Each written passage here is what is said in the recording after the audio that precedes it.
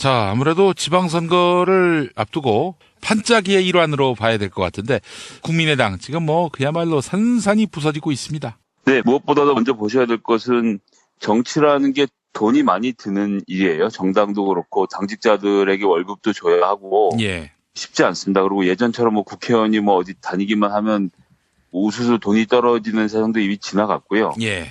본인들 월급에 이제 후원금으로 어렵게들 말 그대로 정치 활동하는 사람들이 많이 있습니다. 국회의원들 월급이 많다라고 비판을 하시는 분들이 계신 것을 잘 알고 있는데요. 예. 제가 또 이제 내부자라서 그렇게 말씀드린지 모르겠습니다만 어쨌거나 대기업 이사 정도 연봉을 받고 일을 하고 있는 건데 그 월급을 다 집에 가져갈 수 있는 형편도 아니고 사실은 여러 가지 써야 할 돈들이 많이 있거든요. 그리고 이제 그것에 정치 후원금 정도로 하고 검은 돈을 받지 않고 정치를 하려고 노력하는 사람들이 자유한국당도 그렇고 국민의당도 그렇고 민주당은 물론이거냐 많이들 있습니다. 그런 가운데서 하려다 보니까 이제 쉽지 않기 때문에 새로 창당하고 분당하고 합당하는 과정에서 가장 눈여겨보셔야 할 것은 원내 교섭단체를 구성할 수 있을 것인가의 문제라는 점입니다. 유승민 의원이 지금 안철수 의원과 합치는 이유도 저는 길게 보지 않고 단 하나라고 보는데 바른정당이 현재로서는 교섭단체가 구성이 안 되니까 원내에서 정말 힘들거든요. 여러 가지로. 재정적인 문제도 그렇고 교섭력도 그렇고 원내 교섭단체가 된다는 것과 아닌 것엔 큰 차이가 있기 때문에 그렇죠. 예, 바른정당은 어쨌거나 이번 지방선거 기간 동안 원내 교섭단체를 유지한다는 것이 이제 일단 기본적인 목표고요. 예. 그다음에 이제 이번에 새롭게 창당하려고 하는 민주평화당 역시도 결국은 원내 교섭단체를 확보할 것인가 말 것인가가 결국 저희가 보기엔 관전의 포인트라고 보여지고요. 예. 이것은 결국 경제적인 문제, 누가 누구랑 같이 해서 원내 교섭단체를 구성해서 그것에 걸맞은 지원금을 받고 선거를 치를 것인가. 여기에 모든 지금 합당과 분당과 통합을 하는 세력들의 관심이 가 있다는 점을 좀 하나의 포인트로 놓고 보시면 좋을 것 같습니다. 자, 그런데 말이죠. 안철수 대표가 비상이에요. 지금 민주평화당 쪽에 17명의 현역 의원이 가세할 것으로 보이는데 비례대표까지 포함하면 20명 원내 교섭단체가 구성될 조짐인데 물론 이제 안철수 대표로서는 이 비례대표를 고이 보내드릴 것 같지는 않고요. 근데 또 이제 지금 중재파라고 불리는 의원들 이들이 또 이탈해서 지역구 의원들을 말하는 건데 민주평화당에 합류한다면은 이건 진짜 완전히 안철수 대표는 낙동강 오리알이 되는 것이 아니냐 이런 분석이 나오더라고요. 예, 지금 이제 현재 보시면 국민의당과 바른정당 다 합치면 39석 구석해서 48석이죠. 그래야 하는 상태고, 근데 물론 이제 그렇게 되진 않기로 이미 됐고 말씀하신 것처럼 국민의당 통합 반대파가 제가 지금 세어보기로 한 18명 정도 되는 것 같고 이제 그중에 비례대표 3명을 빼도 15명인 상태고요. 예. 방송에서 몇 번 말씀드렸지만 가장 좋은 방법은 합의위원이다. 합의위원은 결국 비례대표 중에서 원치 않는 사람들을 출당 조치를 취해주는 것이라고 말씀드렸었는데요. 출당 조치를 취하면 의원직은 유지할 수 있는 것이고 그래서 지금 바른정당과 통합하려고 하는 국민의당을 이탈해서 민주평화당에 고이 보내드리는 그런 그림을 말씀하시는 거 아닙니까? 예, 유승민 의원도 거기에 대해서 그렇게 하는 것이 좋겠다라는 조언을 안철수 의원에게 했죠. 예. 근데 이제 안철수 의원이 잘 아시다시피 이런 상황에서 중간에 중재를 한다거나 조화롭게 교섭을 한다거나 이런 데 되게 약한 면모를 여러 차례 보여왔습니다. 예.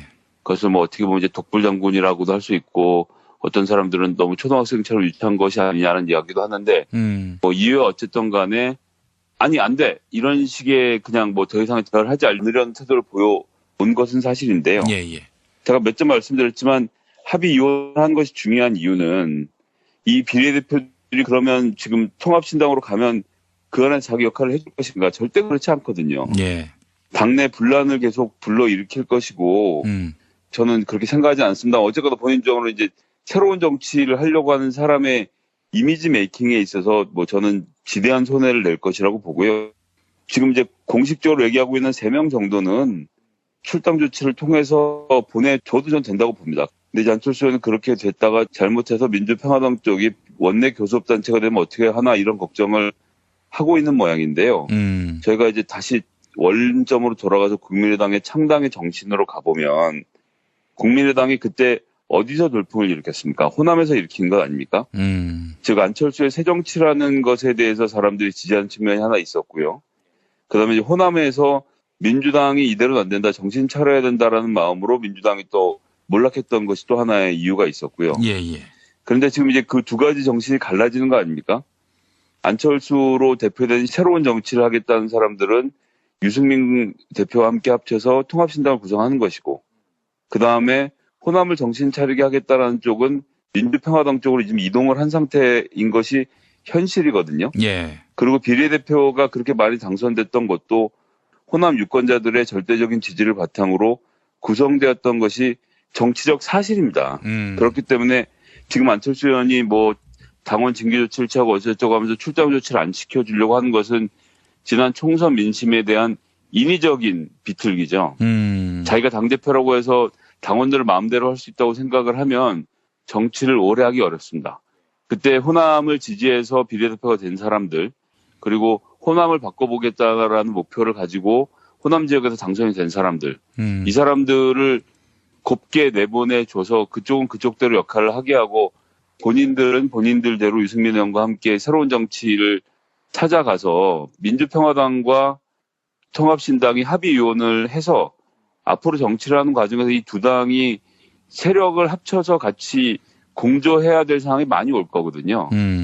그럴 때 낯을 붉히지 않으려면 합의위원 한 게 맞습니다. 민주평화당이 설령 교섭단체를 확보한다고 하더라도 안철수 의원이 지금 그걸 아까워하면 안 되는데, 예. 이거는 지금 본인이 먹지도 못할 사탕을 남을 주긴 아깝다면서 바닥에다 동댕이 치는 꼴이거든요. 예. 자꾸 이런 식으로 하시니까 초등학생처럼 정치를 한다라는 비판을 듣고 있는 것이고요. 제가 지금 이렇게 말씀드리는 것은 사실 민주당 입장에서 유리할 것이 하나도 없지만 정치적으로는 그렇습니다. 그러니까 저는 그 사람들이 선의를 이렇게 했다고 생각하지는 않지만 어쨌거나 선의를 100% 민다고 가정하더라도 호남을 개혁하겠다는 쪽과 새정치를 하겠다는 쪽이 서로 상부상조할 생각을 해야지, 이런 식으로 파탄으로 가게 되면요. 안철수 의원이 본인이 지지를 받아야 되는 중간층의 지지를 제대로 받아내지 못할 거라는 것이 저는 명확관하다고 보고, 유승민 의원은 거기까지 생각을 하고 있기 때문에 기왕 헤어지는 거 화끈하게 도장 찍고 출당시킬 사람도 출당시켜줘라라고 좀 충고하고 있는 것이 아닌가라고 일단 생각을 합니다. 예, 그래요. 출당 안 시키고 그냥 그대로 안고 가겠다. 그 사실 당원에게 있어서 최악의 징계는 출당 아닙니까? 네, 그렇습니다. 그러면 출당받기 위해서 더 열심히 노력할 거 아니겠어요? 만약에 국민의당에서 그들을 안고 가겠다면은. 그것이 제가 생각엔 굉장히 우려되는 지점이고, 저야 여대 통신원으로서 계속 뭐 그런 가십거리를 소개드리고 비아냥되면 시간이 잘 가고 좋겠습니다만, 그것이 한국 정치 발전에 무슨 도움이 될지는 정말 의문이고요. 일단 그런 측면이 하나 있습니다. 참 그림이 너무 웃겨요, 사실은. 예? 그냥 안고 가자, 예, 이거 아니에요, 한마디로. 예, 그렇습니다. 예, 뭐 남 주긴 싫어, 그냥 내가 다 가져갈 거야, 이렇게 하는 건데, 예. 그런다고 해서 자기 것이 되지 않습니다. 그것을 빨리 받아들이셔야죠. 네. 좀 안타깝고요. 그런데 이것이 지금 벌어지고 있는 모든 현장이 호남이라는 점, 중재파 의원들이 전부 뭡니까? 호남을 기반으로 하고 있는 정치인들이라는 점이 지금 여기서 좀 중요하다고 보는데요. 결국 이 사람들은 다음번 본인의 총선에서 민주당과 어떻게 할 것인가에 대한 여러 가지 고민을 하고 있다라고 저는 생각이 됩니다. 지금 보시면 안철수 의원과 함께하는 신당은 글쎄요, 뭐 정치적으로 미래가 밝지 않다라고 개인적으로 생각하고 있습니다만, 어쨌든 그들의 입장에서 놓고 보면 유승민이라는 경제적으로는 중도이되 안보에 있어서는 완전히 수구인 정치 세력과 함께해서 중도지대에서 새로운 지지를 이끌어나겠다라는 정치적 목표를 갖고 있는 것 아닙니까? 예. 저는 유승민 의원과 함께 민주당이 합당을 해서 정치를 할 수는 없다고 생각해요. 사안에 따라서 특히나 경제 민주화나 사회적 병제 부분에 있어서 유승민 의원과 협치할 수 있고 정책적인 공조를 할 수 있다고 생각하지만, 그러한 반복 대결적인 외교 문제, 통일 문제 인식을 갖고 있는 분하고 민주당이 함께 정치를 할 수는 없다고 생각하는데, 예. 안철수는 그것이 가능하다고 생각해서 실험을 하는 거 아닙니까? 저는 뭐 그런 실험 해보라고 할 수 있는데, 그럼 민주평화당은 무슨 정체성을 갖고 있냐는 거죠. 제가 보기엔 호남이라는 것 외에는 민주평화당이 더불어민주당과 다른 점이 없다라는 것이 일단 첫 번째고요. 예. 그다음에 두 번째는 제가 이제 손혜원 의원실에서 일해서 배운 건데 손혜원 의원이 또 이제 브랜드 전문가, 네이밍 전문가 아니겠습니까? 예, 예. 저희가 지금 법적으로 더불어민주당과 민주당 명칭 두 개를 다 사용하고 있습니다. 근데 민주평화당 하면 5글자잖아요. 예. 민주당하고 무려 3글자가 겹칩니다. 그러네요. 즉 민주평화당이라는 이름에서 60%의 아이덴티티가 민주당에 있기 때문에 이건 민주당 쪽에서 상표 도용 소송을 걸면 상당히 불리해요. 민주평화당이? 민주평화당을 6자로 만들어야 되는 겁니다. 사실은 뭐 이제 우스갯소리가 같지만 예. 손혜원 의원이 더불어민주당을 처음에 구성할 때도 그런 점을 함께 고려해서 만들었다고 하고요. 예. 어쨌든 제가 드리고 싶은 말씀, 민주평화당은 호남에 존재한다라는 사실을 제외하면 민주당과 정책적 차이점을 찾아보기 어려운 정당이 된 겁니다. 그래서 그분들이 노린 거 아닐까요? 당신들 우리 명의를 사실상 도용한 거나 다름없어라고 얘기하면, 그러면은 합치자고. 예, 저도 이제 그 얘기를 드리고 싶은 건데요. 지금 민주평화당 쪽으로 넘어오고 있는 호남 의원들은 지역에서의 본인의 지지도나 이런 것들에 대한 여러 가지 고민을 하고 있을 겁니다. 근데 이제 호남 지역은 수도권과 달리 좀 보셔야 하는 것이 정치적인 인물들, 예를 들면 시장이나 국회의원, 시의원, 구의원들이 동네에서 갖고 있는 자기 지분이 있습니다. 그래서 호남 지역에서 무소속으로 당선이 되는 지방자치단체장 같은 경우는 보통 그 지역에서 20%에서 30% 정도 확고한 자기 지지가 있거든요. 예, 예. 청년회의소라든지 조기축구회 뭐 등등해서 여러 가지로 얽혀있는 그 동네 조직들의 몇 퍼센트를 장악을 하고 자기가 기본적으로 갖고 있는 표 30%에다가 거기다 이제 합종 연행을 거듭해서 누구하고 같이 편을 먹어서 45%를 만들어 시장이 된다. 항상 이런 식으로 정치를 해왔어요. 전 뭐 그걸 부정적으로 얘기하는 것은 아니고 역사적으로 돌이켜 보면 민정당 시절에 저희가 이제 민정당을 저는 이제 광주 학살자당이라고 불렀는데요. 네. 그 광주 학살에 동참했던 정치인들과 군인들이 있는 민정당에 도저히 표를 줄 수 없었던 호남 유권자들이 민주당에게 표를 몰아주는 과정에서 민주당 아닌 무소속이 계속 당선되어 왔던 것이 호남의 현실 아닙니까? 예, 예. 즉 그 지역은 바람도 바람이지만 기본적으로는 조직표가 상당히 탄탄하게 다져져 있는 동네입니다. 그렇기 때문에 지금 이번에 민주평화당으로 넘어와 있는 호남 의원들은 내가 지금 현재 동네에 몇 퍼센트 표를 갖고 있고 이러저러하니 현재 민주당 지역위원장이랑 다음번 총선에서 내부 경선을 붙어도 내가 이길 수 있다라는 판단들을 한 사람들이 전 많을 거라고 봐요. 예. 그렇기 때문에 민주당과의 합당을 염두에 두고 민주평화당으로 지대를 움직이면서 이번 지방자치 선거를 치르고 내후년 총선까지 가려는 그림을 그리고 있다고 보기 때문에 이들이 당장 민주당과 합당은 하지 않겠지만 다음번 총선에서는 저는 민주평화당과 민주당이 다른 깃발을 들고 선거를 치를 가능성이 그렇게 높아 보이진 않는다는 전망을 좀 조심스럽게 드려보는 것이고요. 같은 당이 된다 이런 말씀인데. 합당이 되든 분당이 되든 어쨌거나 정체성을 달리할 방법이 없기 때문에 지금 민주평화당을 만든 분들이 민주당과 본인의 차별성을 뭐라고 두겠습니까? 저는 모르겠습니다. 지난번 호남 지역에서 물갈이가 일어나고 있을 때 민주당의 물갈이를 피해서 국민의당으로 가 있는 호남 다선 의원들이 사실 많은 거 아닙니까? 그 사람들이 다시 돌아오려는 노력을 할 것이고 민주당은 그 과정에서 경선을 통해서든 아니면 전략공천을 통해서든 이런 것들이 한번 물갈이가 되거나 또 몇 명이 살아남거나 이런 복잡 지난한 과정을 거치겠지만 여하튼 민주평화당 쪽으로 돌린 사람들의 마음은 다음번 총선에는 내가 그렇게 두 개의 세력을 합쳐서 후보로 등장해야지라는 생각을 하고 있을 것이고요. 그것이 지금 당장 전조로 보이는 게 광주 지역 시의원들 같은 경우는 한두 명 정도를 제외하면 전부 다 국민의당 탈당하겠다는 의사를 밝히고 있는 걸로 제가 알고 있고요. 예. 그러면 이들 중에서 일부는 민주당으로 복당을 시도할 것이고 그 뭐 이유는 있지 않습니까? 나는 민주당에 있고 싶었지만 현역 국회의원이 탈당을 하라고 하니 어쩔 수 없이 탈당을 했고 이제 다시 돌아오고 싶다라는 얘기들을 건네면서 전 호남 지역에서 민주평화당의 위상은 그렇게 공고히 하기가 결코 쉽지 않다. 일단 광주시장의 경우에도 제가 뭐 과문해서 그런지 모르겠습니다만 여러 경로를 통해서 확인해봐도 광주시장에 나서서 마땅히 민주당 후보를 꺾을 민주평화당이나 통합신당의 후보가 없는 상태거든요. 예. 결국 민주당의 내부 경선이 본선이 될 가능성이 높은 상태라서 지방자치 선거에서 민주평화당이 됐든 아니면 통합신당이 됐든 호남에서 선전할 가능성이 제가 보기엔 높지 않습니다. 예, 그래요. 자, 김성애 보좌관님, 이거 하나 여쭤보겠습니다.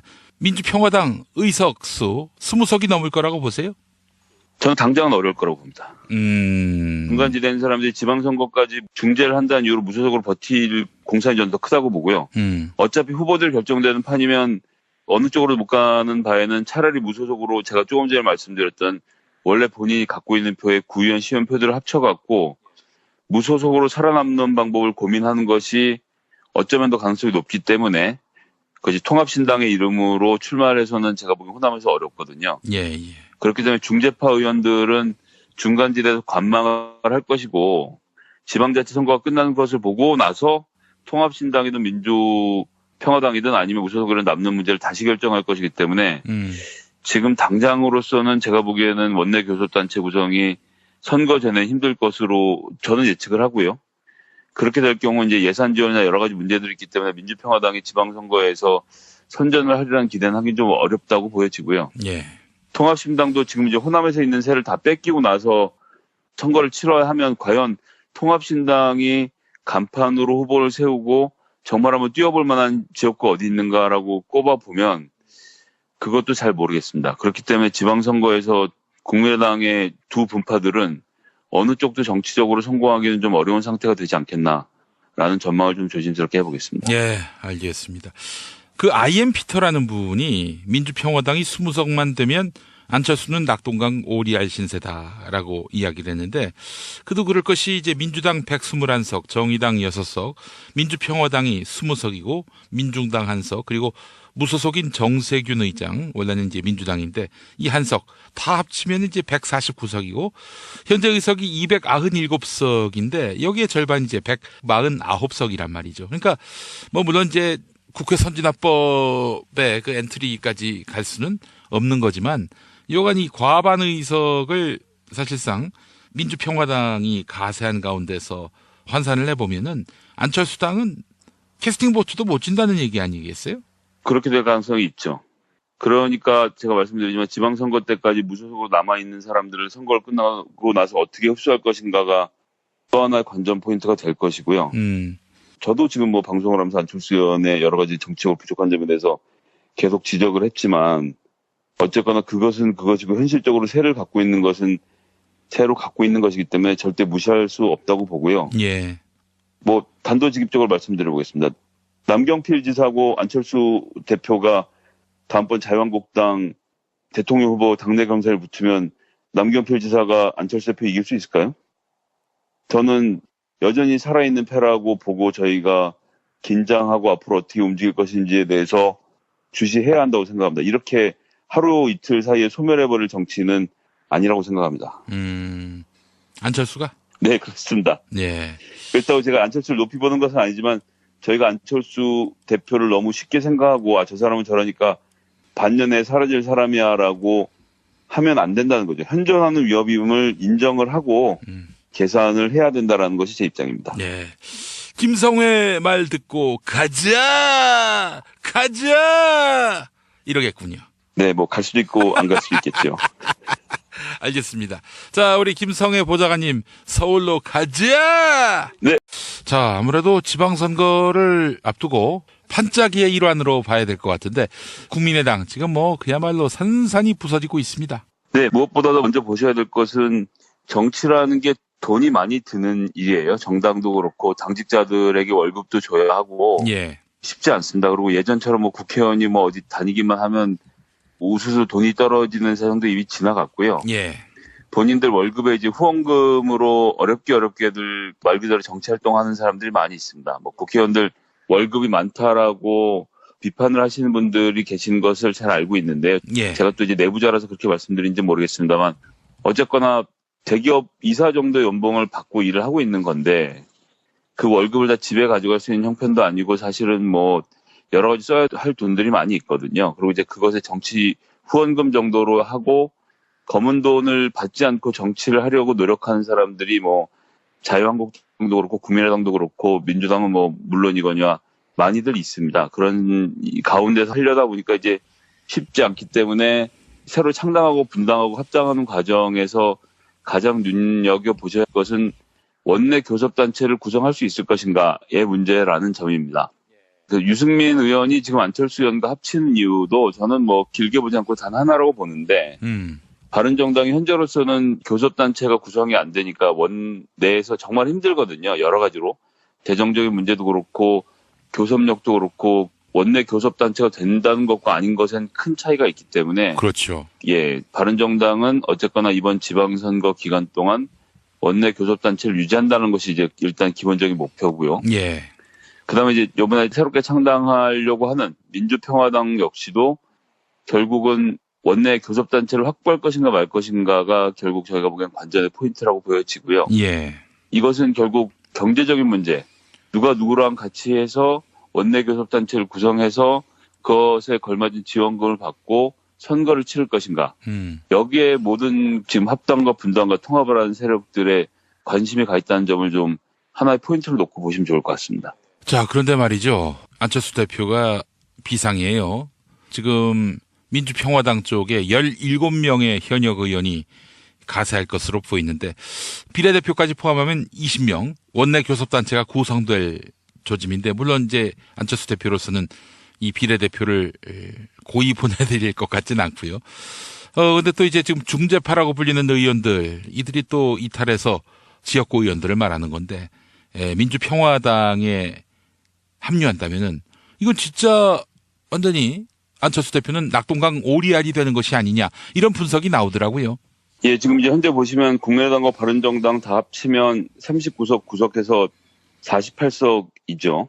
그래야 하는 상태고, 근데 물론 이제 그렇게 되진 않기로 이미 됐고 말씀하신 것처럼 국민의당 통합 반대파가 제가 지금 세워보기로 그렇기 때문에 민주당과의 합당을 염두에 두고 민주평화당으로 지대를 움직이면서 이번 지방자치 선거를 치르고 내후년 총선까지 가려는 그림을 그리고 있다고 보기 때문에 이들이 당장 민주당과 합당을 하지 않겠지만 다음번 총선에서는 저는 민주평화당과 민주당이 다른 깃발을 들고 선거를 치를 가능성이 그렇게 높아 보이진 않는다는 전망을 좀 조심스럽게 드려보는 것이고요. 같은 당이 된다 이런 말씀인데. 합당이 되든 분당이 되든 어쨌거나 정체성을 달리할 방법이 없기 때문에 지금 민주평화당을 만든 분들이 민주당과 본인의 차별성을 뭐라고 두겠습니까?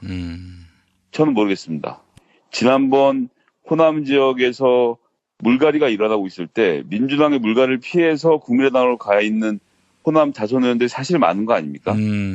그 사람들이 다시 돌아오려는 노력을 할 것이고 민주당은 그 과정에서 경선을 통해서든 아니면 전략공천을 통해서든 이런 것들이 한번 물갈이가 되거나 또 몇 명이 살아남거나 이런 복잡 지난한 과정을 거치겠지만 여하튼 민주평화당 쪽으로 돌린 사람들의 마음은 다음번 총선에는 내가 그렇게 두 개 세력을 합쳐서 후보로 등장해야지라는 생각을 하고 있을 것이고요. 그것이 지금 당장 전조로 보이는 게 광주 지역 시의원들 같은 경우는 한두 명 정도를 제외하면 전부 다 국민의당 탈당하겠다는 의사를 밝히고 있는 걸로 제가 알고 있고요. 예. 그러면 이들 중에서 일부는 민주당으로 복당을 시도할 것이고, 그 뭐 이유는 있지 않습니까?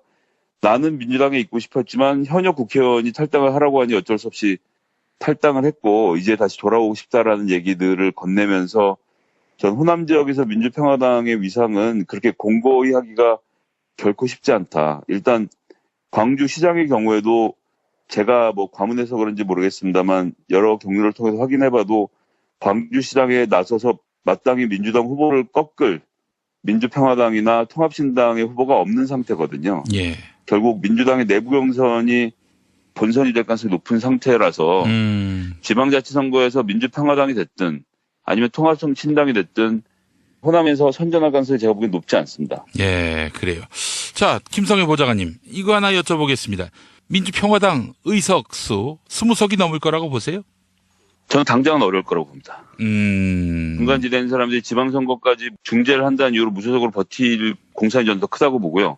어차피 후보들 결정되는 판이면 어느 쪽으로 못 가는 바에는 차라리 무소속으로 제가 조금 전에 말씀드렸던 원래 본인이 갖고 있는 표의 구의원, 시의원 표들을 합쳐갖고 무소속으로 살아남는 방법을 고민하는 것이 어쩌면 더 가능성이 높기 때문에 그것이 통합신당의 이름으로 출마를 해서는 제가 보기엔 호남에서 어렵거든요. 예, 예.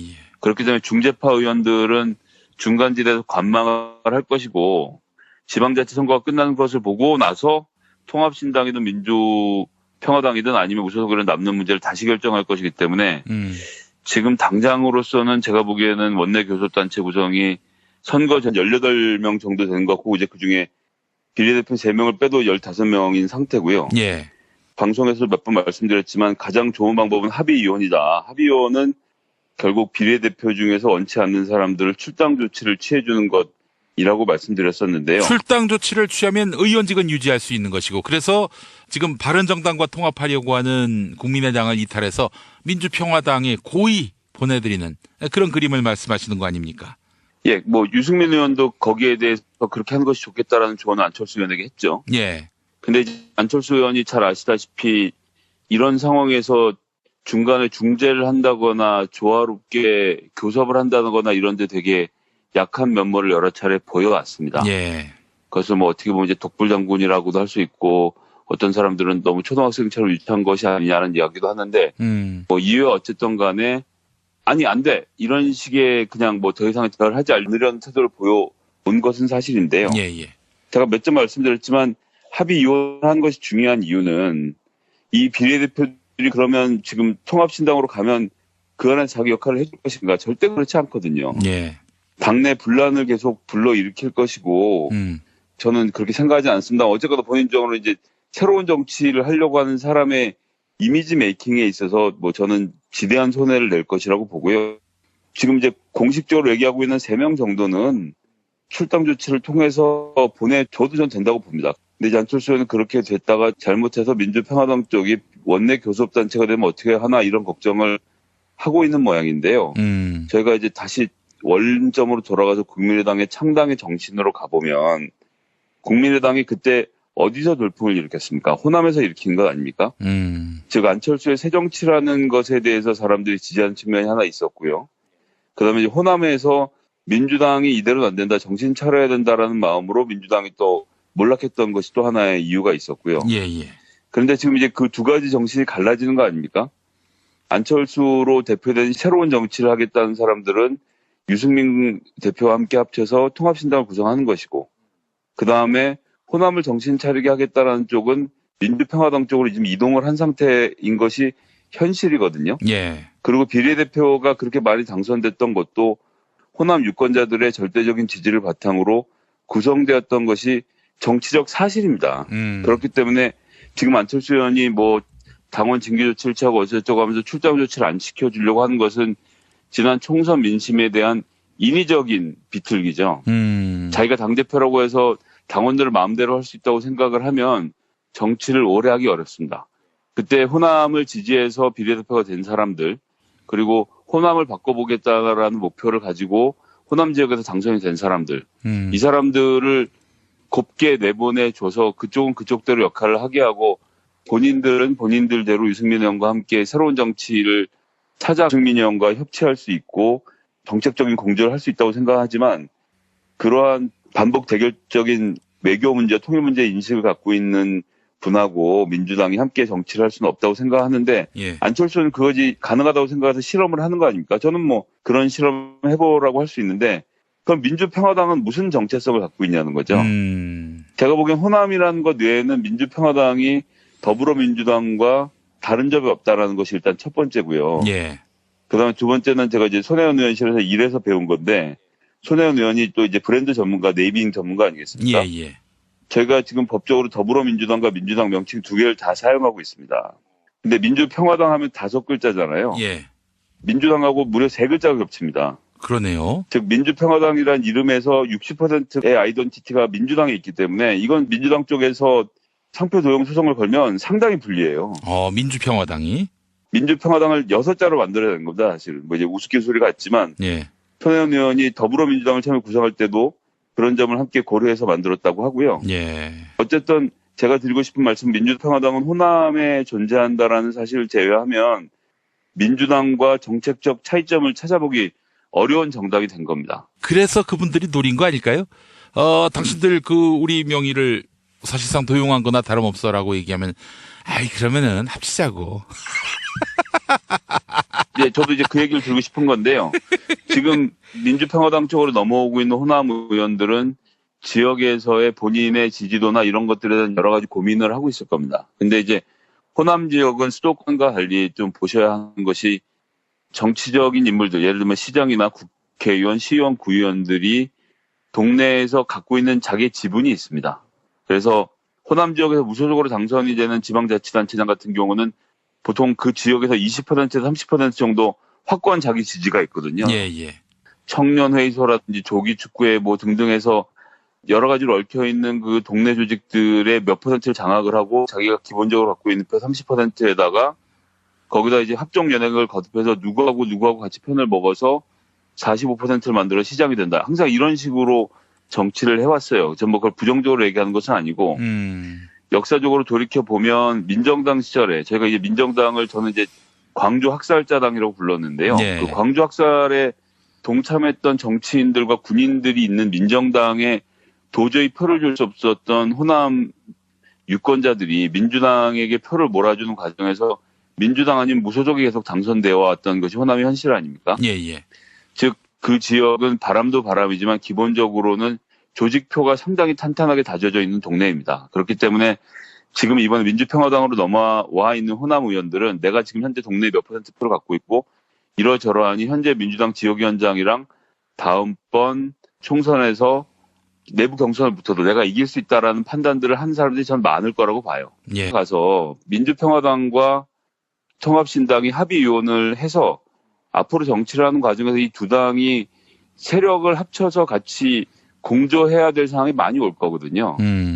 그럴 때 낯을 붉히지 않으려면 합의위원 한 게 맞습니다. 민주평화당이 설령 교섭단체를 확보한다고 하더라도 안철수 의원이 지금 그걸 아까워하면 안 되는데 예. 이거는 지금 본인이 먹지도 못할 사탕을 남을 주긴 아깝다면서 바닥에다 동댕이 치는 꼴이거든요. 예, 예. 자꾸 이런 식으로 하시니까 초등학생처럼 정치를 한다라는 비판을 듣고 있는 것이고요. 제가 지금 이렇게 말씀드리는 것은 사실 민주당 입장에서 유리할 것이 하나도 없지만 정치적으로는 그렇습니다. 그러니까 저는 그 사람들이 선의를 이렇게 했다고 생각하지는 않지만 어쨌거나 선의를 100% 민다고 가정하더라도 호남을 개혁하겠다는 쪽과 새정치를 하겠다는 쪽이 서로 상부상조할 생각을 해야지 이런 식으로 파탄으로 가게 되면요. 안철수 의원이 본인이 지지를 받아야 되는 중간층의 지지를 제대로 받아내지 못할 거라는 것이 저는 명확관하다고 보고 유승민 의원은 거기까지 생각을 하고 있기 때문에 기왕 헤어지는 거 화끈하게 도장 찍고 출당시킬 사람들 출당시켜줘라라고 좀 충고하고 있는 것이 아닌가라고 일단 생각을 합니다. 예, 그래요. 출당 안 시키고 그냥 그대로 안고 가겠다. 그 사실 당원에게 있어서 최악의 징계는 출당 아닙니까? 네, 그렇습니다. 그러면 출당 받기 위해서 더 열심히 노력할 거 아니겠어요? 만약에 국민의당에서 그들을 안고 가겠다면은. 그것이 제가 생각엔 굉장히 우려된 지점이고 저야 여대 통신원으로서 계속 뭐 그런 가십거리를 소개드리고 비아냥되면 시간이 잘 가고 좋겠습니다만 그것이 한국 정치 발전에 무슨 도움이 될지는 정말 의문이고요. 일단 그런 측면이 하나 있습니다. 참 그림이 너무 웃겨요. 사실은. 예? 그냥 안고 가자. 예, 이거 아니에요, 한마디로. 예, 그렇습니다. 예, 뭐 남 주긴 싫어. 그냥 내가 다 가져갈 거야 이렇게 하는 건데 예. 그런다고 해서 자기 것이 되지 않습니다. 그것을 빨리 받아들이셔야죠. 네. 좀 안타깝고요. 그런데 이것이 지금 벌어지고 있는 모든 현장이 호남이라는 점, 중재파 의원들이 전부 뭡니까? 호남을 기반으로 하고 있는 정치인들이라는 점이 지금 여기서 좀 중요하다고 보는데요. 결국 이 사람들은 다음번 본인의 총선에서 민주당과 어떻게 할 것인가에 대한 여러 가지 고민을 하고 있다라고 저는 생각이 됩니다. 지금 보시면 안철수 의원과 함께하는 신당은 글쎄요, 뭐 정치적으로 미래가 밝지 않다라고 개인적으로 생각하고 있습니다만 어쨌든 그들의 입장에서 놓고 보면 유승민이라는 경제적으로는 중도이대 안보에 있어서는 완전히 수구인 정치 세력과 함께해서 중도지대에서 새로운 지지를 이끌어나겠다라는 정치적 목표를 갖고 있는 것 아닙니까? 예. 저는 유승민 의원과 함께 민주당이 합당을 해서 정치를 할 수는 없다고 생각해요. 사안에 따라서 특히나 경제 민주화나 사회적 경제 부분에 있어서